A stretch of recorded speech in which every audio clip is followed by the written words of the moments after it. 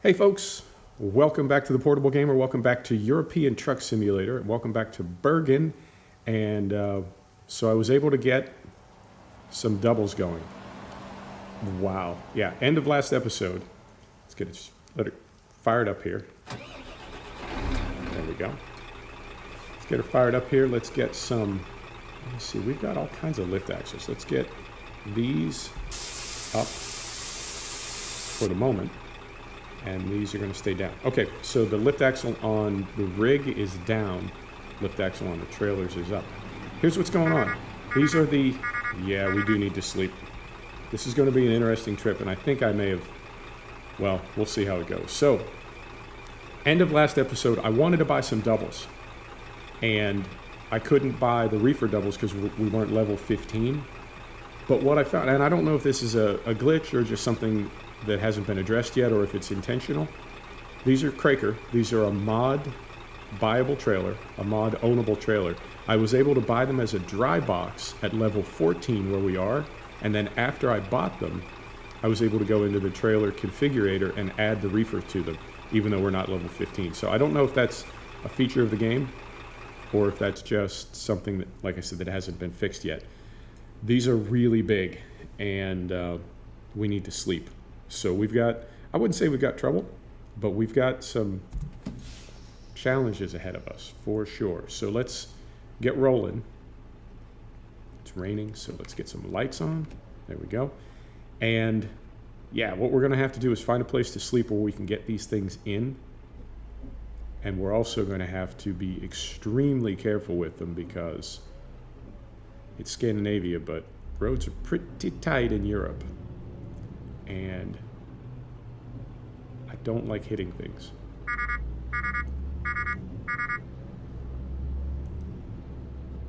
So, yeah, concentrating right there, but I'll get myself turned around. So yeah, man, let's see how this goes. Now, if you are watching my American Truck Sim videos, you know that I'm recording this on Friday. It's going to post on Monday, but I'm recording it on Friday, and I am recording it back to back with that ATS video. And in the ATS video, we hauled triples in Oregon. Oh man, this rig is ridiculous. I love it. Oh man, I don't even know if there's a place to sleep up here. This could go horribly wrong. Horribly wrong. You know what? We just do what we do. I think there is a place to sleep up here. I could be wrong. Yeah, I could be wrong.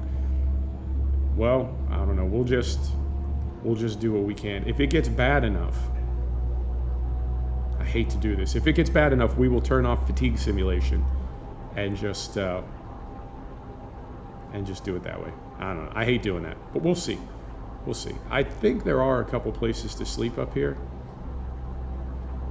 I could be wrong. So anyway, what is going on? How's your Monday treating you? Mine is, well, it's not Monday, it's a Friday where I am. But my Friday's treating me all right, I have to say. It's, things are going really, really well. And as I said in the ATS video, I ended up doing a bunch of firmware updates in my system. And I feel like everything is working better. I've also had a kind of an unexpected NVIDIA update, and typically when that happens, it's because the first driver's update was, you know, maybe not as good as it could be. Scoot over here. I know my wipers are on. I just can't. I got too many things going on. I can't get to them to flip them off. Not flip them off. You know what I'm saying. I just got too many. I only got 2 thumbs. So yeah, the game seems to be playing really, really well, and I'm always happy when that's the case. Man, I am just like eyeballing that sleep meter. I know. I took this job, and it may have been a mistake. I took the job because I got the trailers, and there was a job going from the same place we dropped off. So I just took it, and what I should have done is gone into town, slept, and then come back.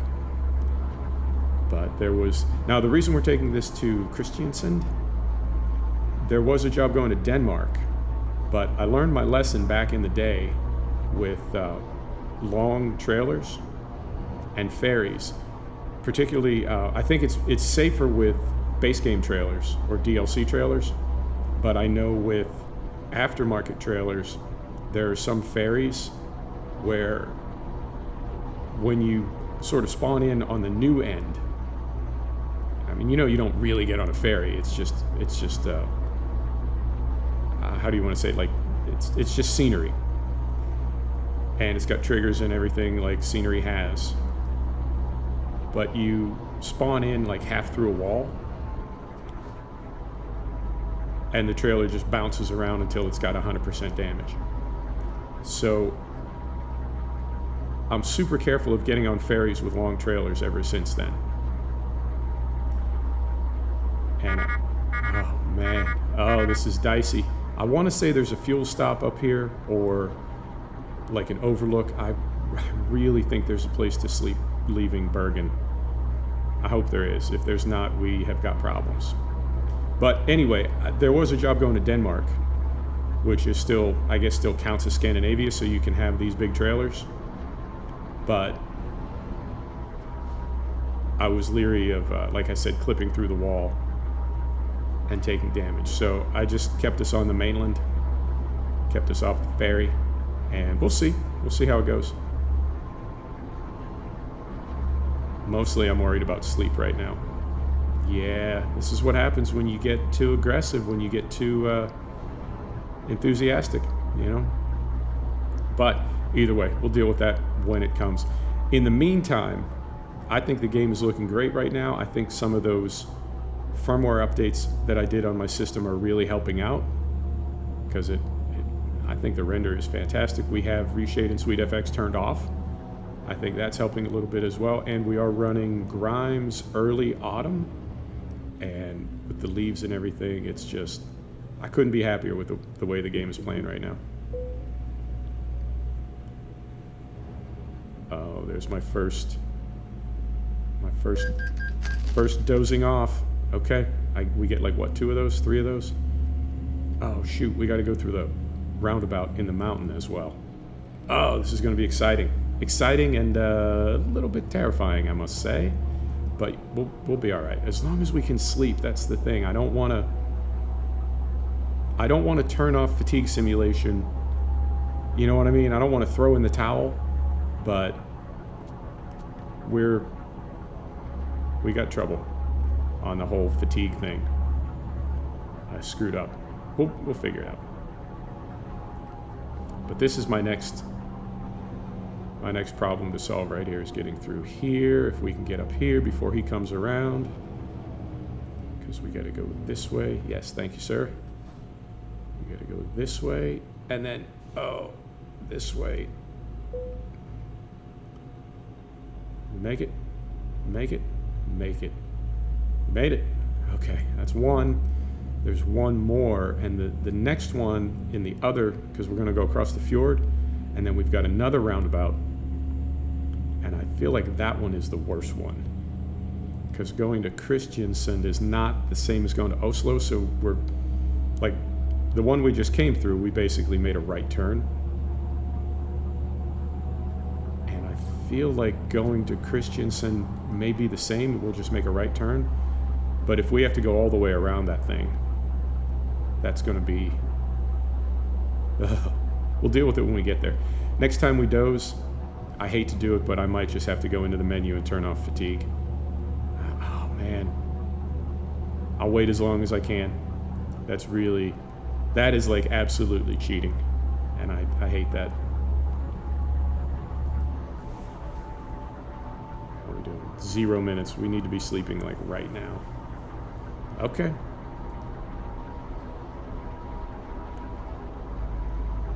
And it looks like we're gonna go. Looks like we're gonna go straight at this roundabout. So we are gonna need to. Oh. All right. let's do this. When we get to this roundabout, too many things going on. Turn off the wipers.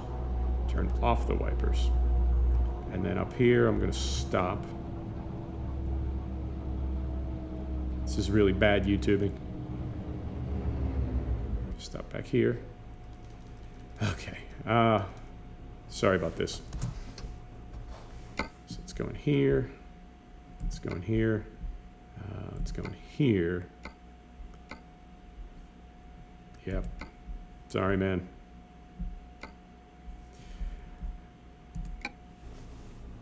But we will. You know what? Well, it's too late now. As I was looking at the map, I can see there is a place to sleep up in front of us. So we are going to sleep up there. And it's possible that we would have made it anyway.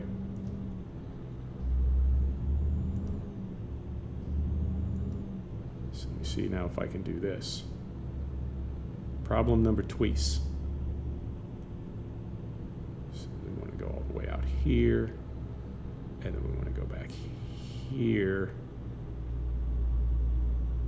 And we want to go over here. And then we want to go over here. Whew. Okay. You know what? Well, it's done now. I hate to do that. It's done now, but it's entirely possible that we would have made it another, what, 1 minute, 30 seconds. We would have made it another not too far to get our sleep. So we'll just pull in here. We need to get fuel anyway. So we'll pull in here, we'll get fuel, we'll sleep, and then we'll start our journey proper, even though it'll be dark. That's okay. Scandinavia is lovely at night. So I've heard. I know when you're sleeping with a big set on, that it will sometimes not let you into the trigger. Like you can, I mean, obviously you can physically pull into the trigger, but it won't give you the message. Okay, so let's do this first. Turn signal off, wipers off, lights off, neutral. Turn signal off, there we go, set the brake. Engine off, let's get fuel.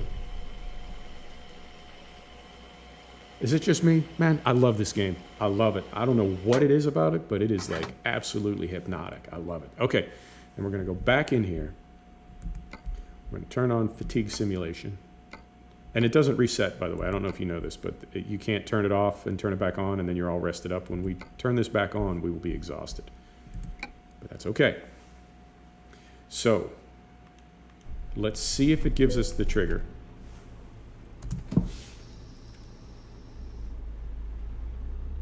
Pull over here and try to sleep. Let's see if it gives us the trigger. If it does not, the trick is to just disconnect from your set and then it will give it to you.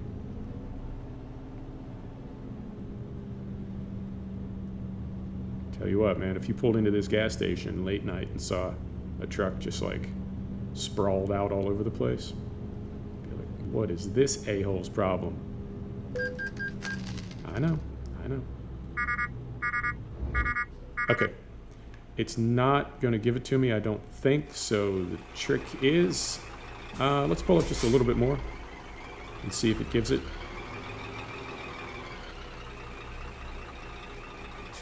Does not, so I'm going to back up just a little bit.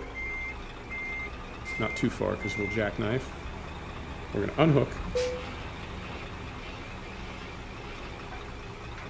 And yeah. So then immediately it does give us the trigger. Lights off. Let's get some sleep. There you go. So, start it back up. Throw it in reverse.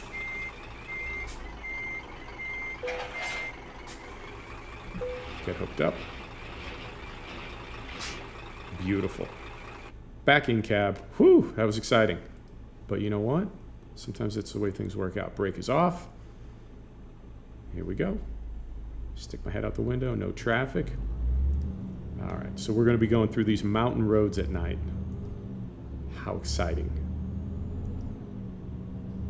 But yeah, man, I don't know if you can tell. I can certainly see it on my end. I don't know. So many things have changed in the past couple days, few hours, that I really can't say. But I know we are, I mean, all my settings are still on high. A couple are on ultra.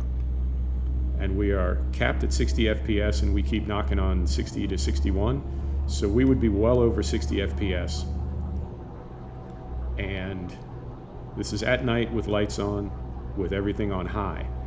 Normally, I can't do that. And I don't know if it's because of the new, like I just said, I don't know if it's because of the new drivers. I don't know if it's because of pulling out Reshade and SweetFX. I don't know if it's some of those firmware upgrades that I made. But whatever the cause, or it could be the game too. The game is at, we're still in beta.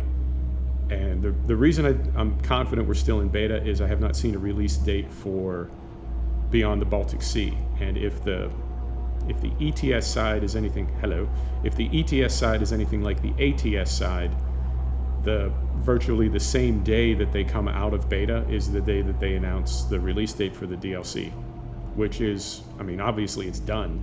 They just need to finish the beta and make it public so that everything can sort of plug in, if that makes sense. You feel me? You know what I'm saying. So I feel like when we, oh, come on, little truck. Come on, little truck. I feel like when we see 1.32 come out of beta into the public release, then that will be our signal that Beyond the Baltic Sea is about ready. So if they're still optimizing, oh dear, we're running out of gears to get up these hills, man. But in the meantime, if they are continuing to optimize the game, and I know they've made some big changes in the game itself, more than adding ownable trailers. I've read that they definitely sped the game up and made it render better and optimized it, etc. If they're continuing that process, then that may be contributing to this frame rate that we're getting as well. But I couldn't be happier, man. I love it when all the puzzle pieces fit in PC world. You know what I'm talking about. If you're on PC, it's I know people on the console side look at PC gamers like, man, how can you deal with all that crap? How can you like waste all that time? I just want to play games. Like, I don't want to be a programmer. I just want to play games. And it's like, yeah, I get that, but it's just a different way of approaching sim gaming, I guess. I don't know. Right, so we're through our turn here. Drop the axle on the trailer. You know, I've found, I have a couple of vids where I talk about setup in race sim, and I'm all about my analytics, so I've really been monitoring closely, and I've found one of the videos that recommends my video is a Gamer Muscle video. And not that he, like, put my video in his recommended file, like YouTube does that automatically. But, so I watched that video, you know, because I'm trying to be, like, trying to be solid as I do this. So I wanted to see, you know, how does the algorithm figure out what video to put my video with? What is the reason why my video is being recommended by this Gamer Muscle video? And he talks all about setup, and he talks about something that I've wondered about for a long time, which is in a racing sim, when you get in the car, the setup that is in that car, and I'm talking about race sims that have like extravagant setup, like R-Factor and Assetto Corsa, where there's like a billion things that you can adjust in the car. How does the game decide what that base setup will be? Is it random? Is it generic? Is it just a stable setup for a typical track? Is it specific to the track that you just loaded? Is that different for every sim? Like, I really have wondered about this, because some of those base games setups, or base setups, I guess, not base game. Some of those base setups work really, really well for me, and others don't work at all. And he was asking that same question, like, is this set up for the typical driver? Is it just random? Is it, you know, is it flat, right? Like everything is turned down? What's the deal? And the reason I made those setup videos is, first off, I want to know the answer to those questions. but also, sorry, couldn't get to the main beams, but also, how do I make a better setup, and where am I starting from, right? Because that's important in setup. Like, what are you starting with? Are we already starting from a good setup, or are we starting from like, are we, absolutely in the basement or whatever? And rolling down through the comments on his video, on the Gamer Muscle video, rolling down through the comments, something that I saw over and over was people saying, I want a race sim game. I don't want an engineering sim game. And I totally get that. So when I think about PC world versus console world, I get it when people are like, I want to be, there we go. When people say, I want to play video games. I don't want to design video games. I don't want to maintain video games. I don't want to be an IT engineer. I just want to turn the game on and have it play. And if you just watch the ATS video, it sounds like I'm repeating myself. I'm just bringing everybody up to speed. So if I am repeating myself, I apologize. But I fired up Train Sim World, and it just would not start. I was getting an Unreal Engine crash before the game even loaded. And I eventually tracked it down to my BIOS needed to be updated. Well, it didn't need to be updated. It worked fine for everything else except that one game. And I think it's not, flashing BIOS is not that, huge a thing to do, but it's not nothing.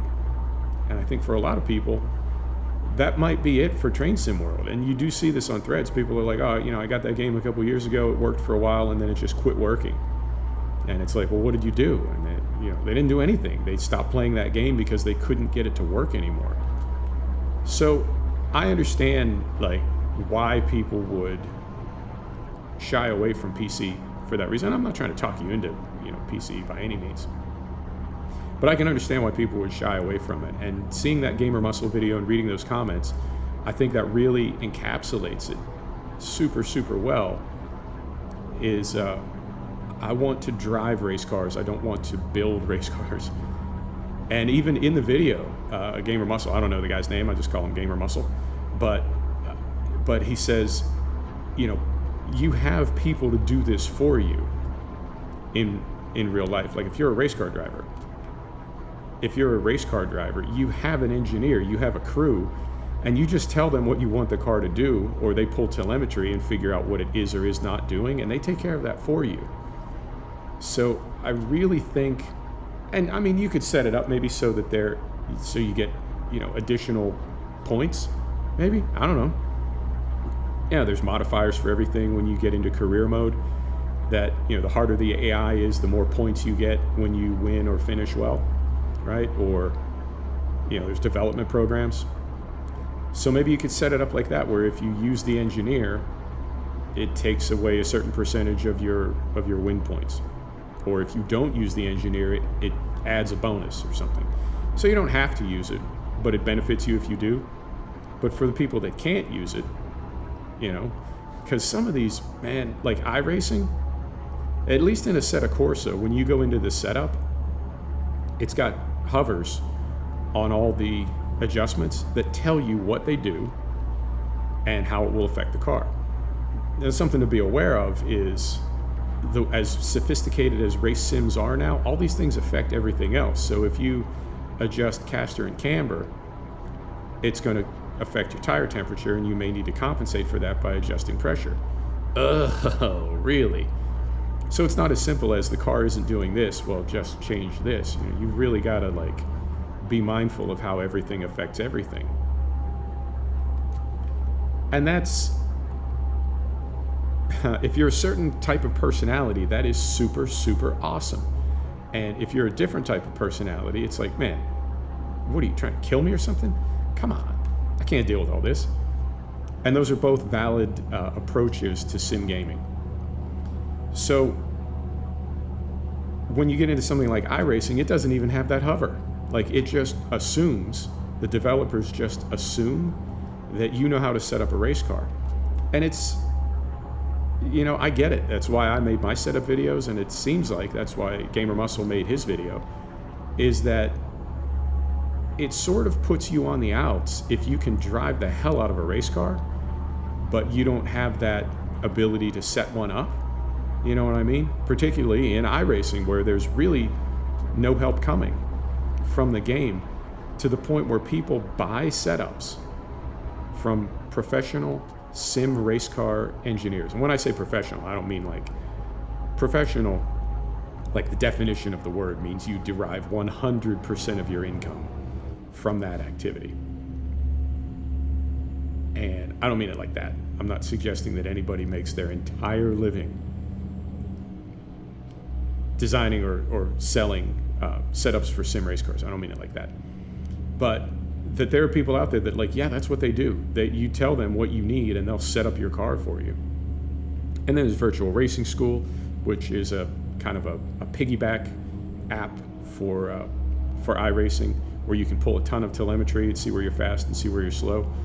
And I guess if you're trying to do it for money as a driver, then it wouldn't be, it would make sense for you to pay somebody, right? Like, you send them your telemetry and they set your car up for you for a fee. That could make sense if you're doing it at that level, but it is tricky that in these sophisticated race sims, you need to be as much an engineer as a driver. And so, carrying that example back through PC versus console, I guess for some people that would want to be on the PC side, the rub is, I don't want to be an IT engineer. I just want to play video games. And if you have to have that like tech background to keep your games running on PC, that's effed up, man. And in a way, it is.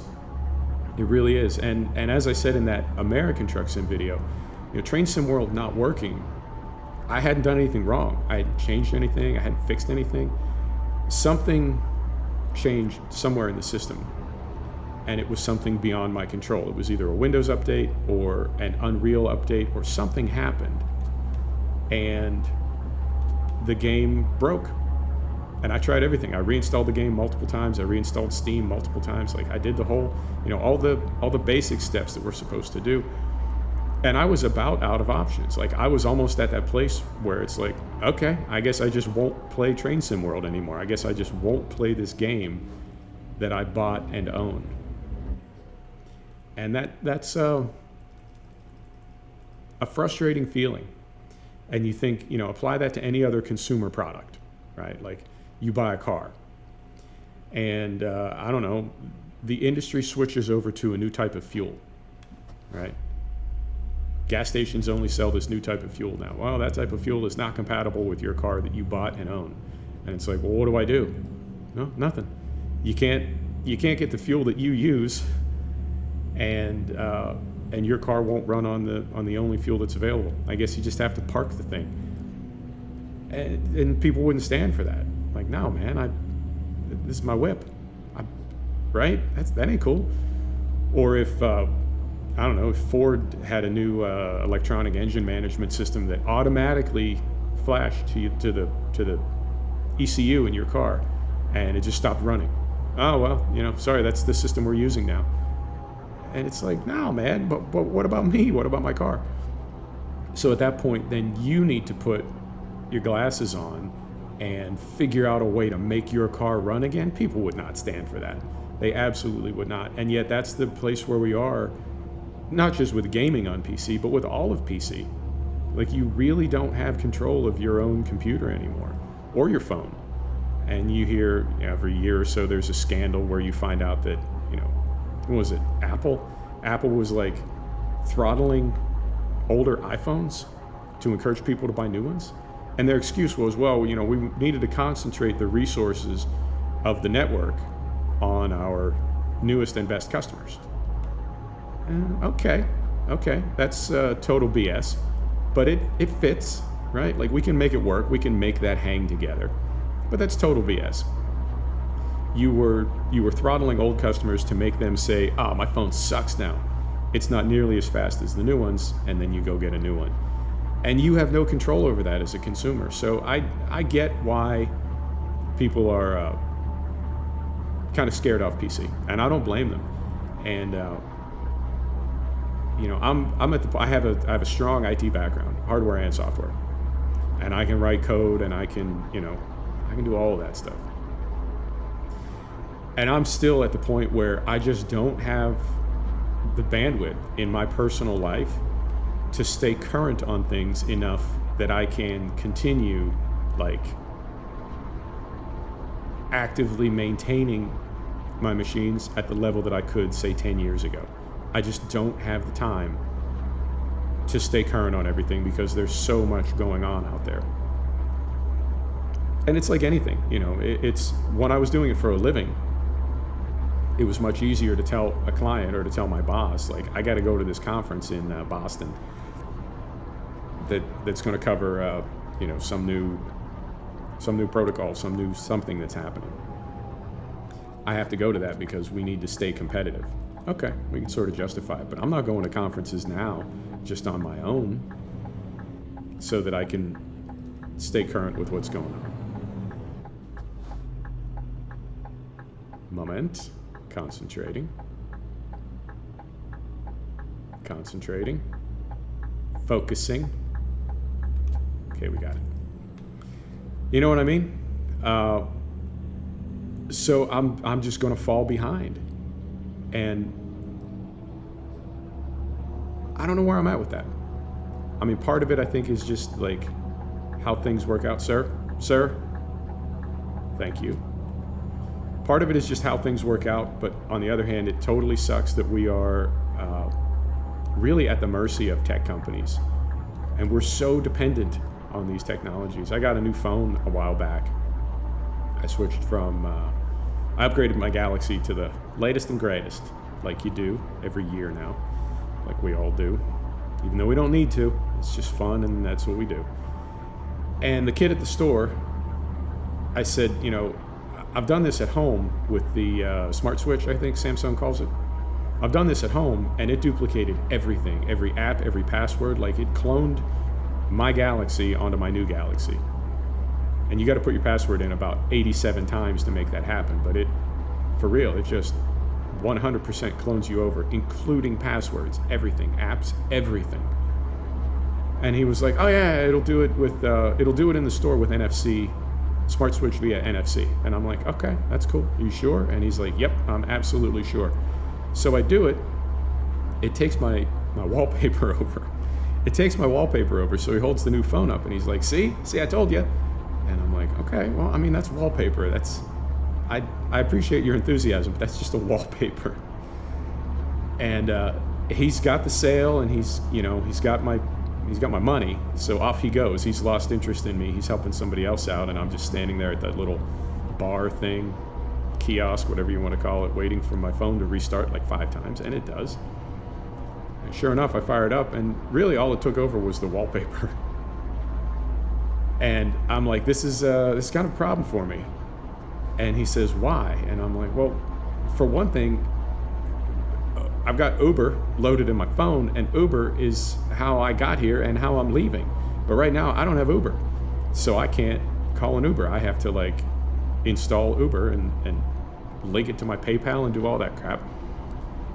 And he's like, well, okay, that won't take long. And it's like, yeah, but that's not the point, son.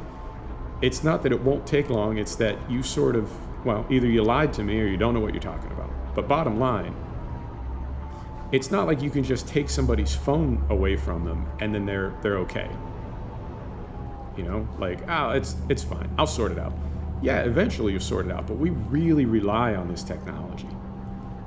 So to get to a point where tech companies sort of have the keys to your castle, and then you can't do a lot without them, it's kind of a vulnerable place to find yourself in. And I know some people say, well, just don't rely on technology. Man, I don't know if that's an option at this point. In 2018, I don't know if that's an option, that you can just push back from technology and be like, no, that's cool. I'll send letters. Okay. You can try. You can try that. I don't know if that's viable. Or, I'll just, if I need to do something with my bank, I'll just go into a branch. And in the US at least, good luck finding a branch. And if you do find one, be ready for a long line, because there's going to be like one person working at that bank. It's not like when I was a kid. I used to go into the bank with my dad on Saturday, and there'd be a dozen people in the bank working there. And now it's like, you call the bank for something, and the first thing that outgoing voicemail says is, do you know you can solve a lot of problems on our website? And the reason they're telling you that is because they don't want to spend time with an actual person dealing with you. Like, that costs them money. So the idea of, I'm not going to bank online. I'm not going to use the apps on my phone to do transfers and check my balance and everything. Shoot, you can refinance your house from your phone. You don't ever need to talk to another human being. It's just a different world now. So the idea that you could just, technology, I don't want to feel that vulnerable. I'm just going to push back from technology. You really can't. We're stuck with it. So it's a loop that we're in with tech companies, and I don't know what the answer is. I feel like we're all in their pocket. I know we had a storm come through. How long we got? They expect delivery soon. Okay, fair enough. I want to make this delivery soon. So, axle's up. I think we'll make it on time.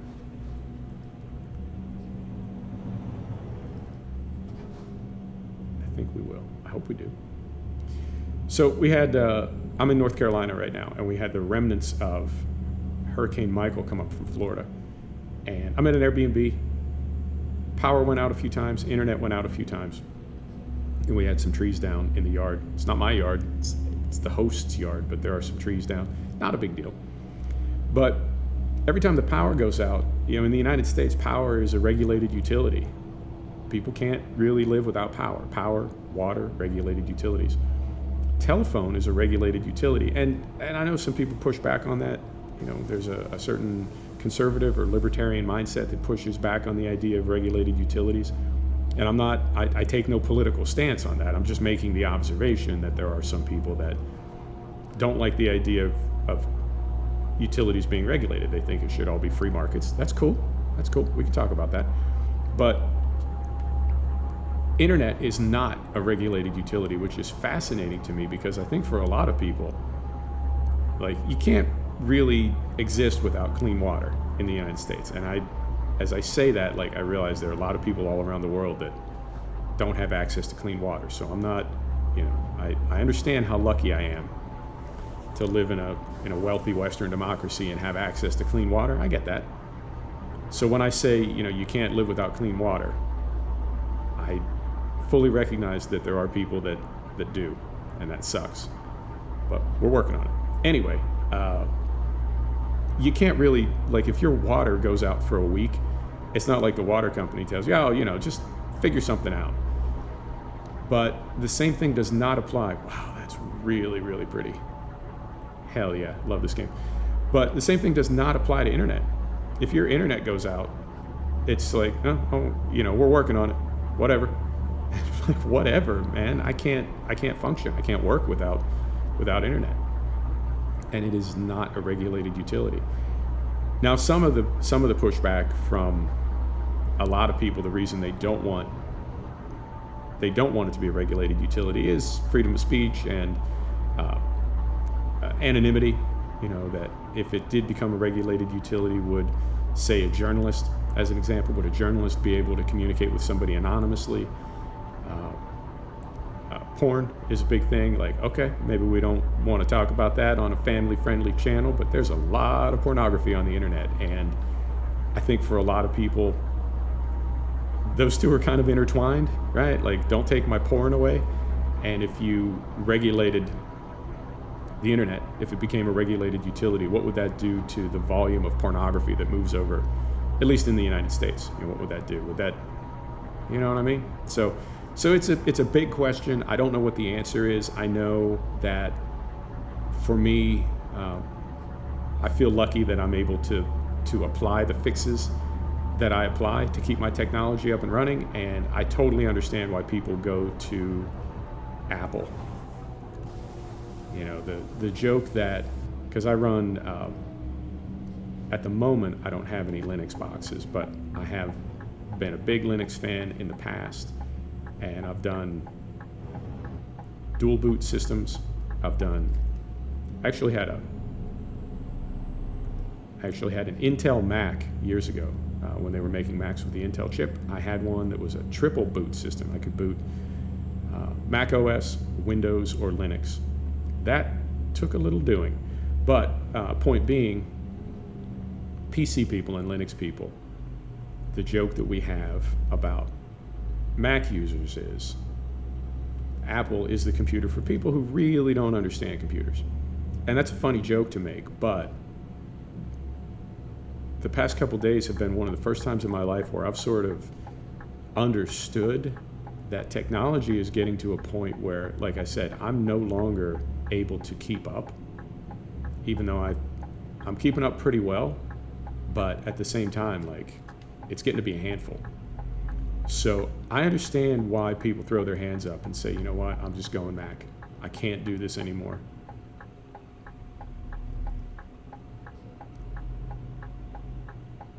Trying not to go third person.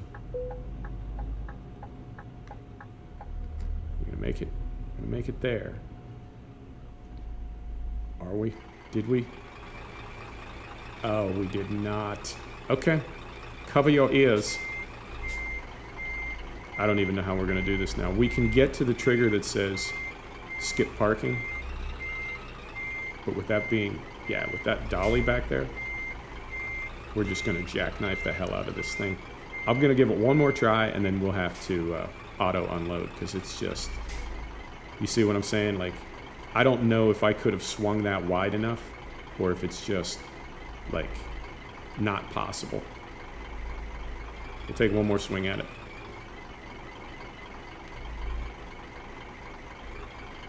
Oh, sorry, sir. Sorry about your Honda. Nope. Okay. I apologize. This has been just a terrible truck driving video. I am sorry. Okay, how'd we do? Just leveled up. So we're a ways away from 15, but we'll get there, folks. Thanks so much for stopping back to check out The Portable Gamer. Thanks for joining us for another episode of European Truck Simulator, and we will see you next time. Take care now.